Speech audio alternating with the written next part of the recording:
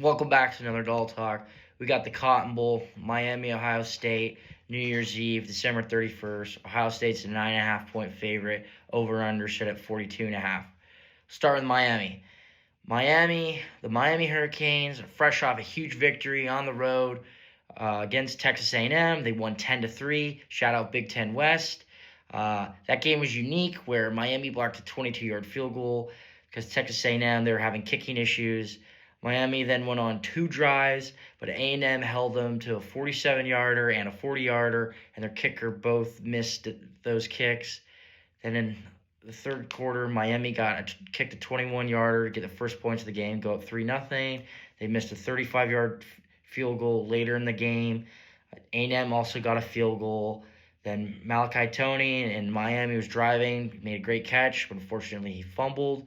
But Miami's defense made up for it. He gave Carson Beck and Malachi Tony the ball back, and Malachi Tony got the go-ahead game-winning touchdown. Carson Beck, man, 0 turnovers. That's very important. Okay, that's doing your job as your quarterback, as Bill Belichick would say.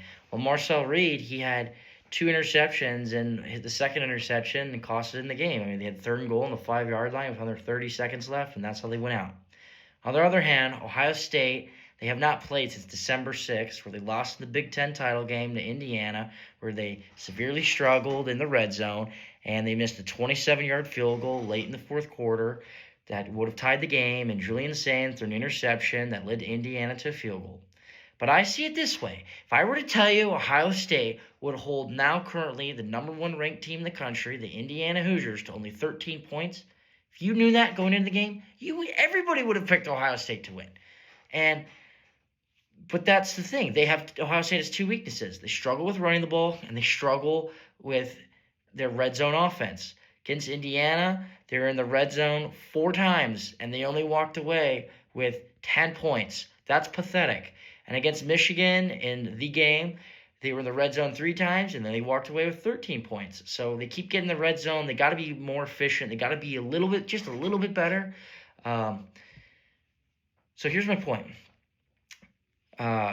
Texas A&M held Miami to 10 points, and Ohio State held Indiana, a team that's better, to 13 points. So how the hell is Miami going to score? I don't know how. I think Carson Beck has to play his A-plus game. I don't think that's going to happen. I think he's overrated. I think he's Sid the Sloth from Ice Age. That's why I don't trust Carson Beck. I don't trust Mario Cristobal. I trust Ohio State. I think Ohio's too much. Ohio State 27, Miami 17.